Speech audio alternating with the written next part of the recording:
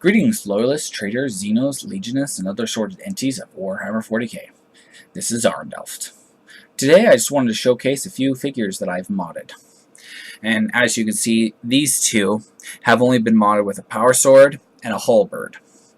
And pretty light modification, nothing too extensive. But, I'm relatively proud of how those two turned out very smoothly. Alright, the next figure I'd like to go ahead and just quickly showcase is this guy.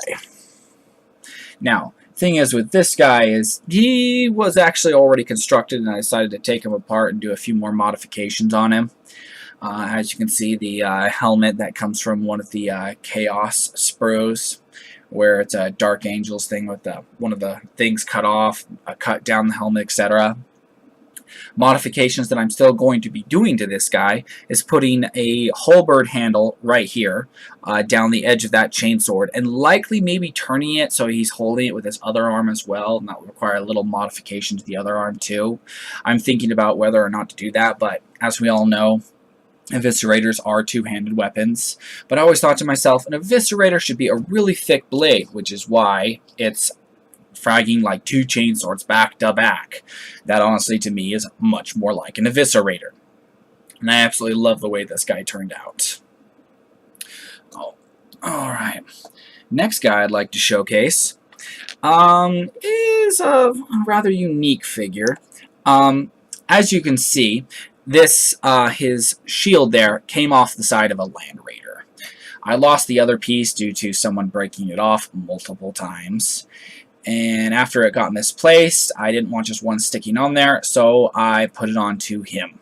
And his sword is from Age of Sigmar, I do believe. I don't know that for 100% of fact, because I don't know Age of Sigmar all that well, but I got it in a trade, and the guy said that he believed it was from Age of Sigmar. So, okay.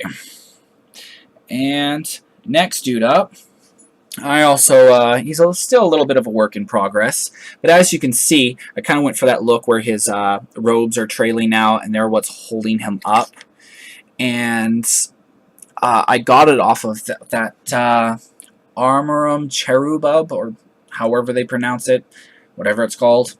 It comes out of the Devastator pack, and it is for the Blood Angels, as it turns out. And truth be told, I just trimmed it up a little bit, and it was almost perfect for my purposes. But this guy's still a little bit of work in progress. I'm going to be doing a few touch-ups on that, and then after it's painted up and everything, it should look absolutely amazing. So, and then my last and final guy is probably one of my proudest pieces of all, because I've done a lot of work on him. Now, this guy was originally just that black area you see, the torso, the legs. He did have arms and a head, but I ended up scrapping those because where you see the black end on his legs and that gray, he was literally melted down to scrap. He had no legs. He was just kind of like this wannabe squat, just sitting down there. So in the end, I scrapped him. Well, after a long time of debating, I ended up ripping him off of that very melted base and cutting off all the slag that his legs have become, and then constructing his legs out of a lot of spare bits. And yeah, it turned out into this. And then I give him plasma pistol, a halo, his helmet, and that Nemesis power sword, or more likely force sword, but he's not a librarian, so for this it's a power sword. But I honestly have had a lot of fun with this guy, constructing him and turning him to what he is now. Those spare bits came from a Resin Assault Marine pack that I bought from someone a long time ago. Oh boy, so that is definitely not my paint job, just so everybody knows. It's very glossy and white, which is why, of course, the camera's having a little trouble picking it up. He's too shiny with that. The sad part is, in reality, I'm not shining any light on him. This is literally that paint just like blindingly bright. Maybe a good strategy for, going out and fighting anybody out there. But yeah, those are just a few of my pieces that I have honestly had a lot of fun with. I myself, I love to build, I love to mod. It's one of my favorite things to do. And whenever I get the opportunity, I honestly anytime I see an idea, anytime I see something that I can do to tweak something and make it a little bit better, not to mention get better gear on something that doesn't have quite as good gear, I'll do that. Mind you, I value a regular chainsword and bolt pistol, marines, etc. Box standard, yeah, you need those. They're army fillers. But when I've got extra guys and I can do the modifications, I do them. One last guy that I have here that I haven't nearly finished is this one. Now, as you can see, he's Imperial Guard, but he was one of those box standard ones that came out of a regular $10 guardsman pack. 5 guardsmen in there. And I've been doing some modifications to him. And I did put some arms on him. I gave him a pistol and a med pack because he was going to be a Tempester. But the problem with that is I already had one, and I only have one command squad for the Tempesters, which means there was no place for another med pack. So I've been sitting here trying to figure out what exactly I'm going to end up doing with this guy. So I'm still spinning ideas around in my brain, but it likely is going to be a long time before I, and by a long time I mean a few weeks, before I figure out what exactly I'm going to be doing with this guy. Because all around in my army, I kind of just don't have a place for him just yet. But hey, you know, that's what you buy a pack, you have extra bits, and you mod. And I fragging love to do it.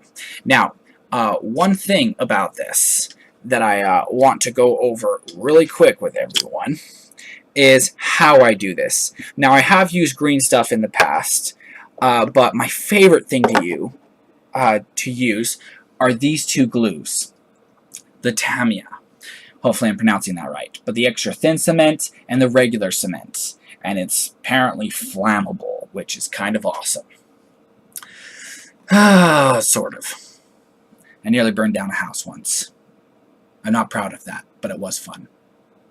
But yes, I have had a lot of fun modding things using this glue. It is fragging perfect. Unlike standard super glue, which when you use it, you've got like a few seconds to get that thing in there in place, and then it's stuck there unless you break it loose, and that just leads to complications. Now, what can I say? Regulation super glue, it has its place. It does. But it's not my favorite to use, especially when it comes to modding. Because once you glue something in place with Tamiya, because it's plastic glue, mind you, it doesn't work for resin. But for regular plastic models, you have some flexibility when you stick it on there. You can move it around a bit. It's a lot of fun. I absolutely love to do it. When it comes to magnetizing and resin figures, super glue is your staple. It is the way to go. You can't use these kind of glues for those things nearly as effective. I mean, technically you might be able to use it for magnetizing, but that would be so fragging difficult, I don't even want to think about it. But yes, these are your go-to staples, and I highly recommend both of them for modifying your figures. I live in Utah, and I buy them at my local hobby stores. They're available at pretty much every Hobby Lobby I've gone to. So if the Hobby Lobbies are in other states, they might just very well have these or other hobby stores, etc. But in any case, what do you all think?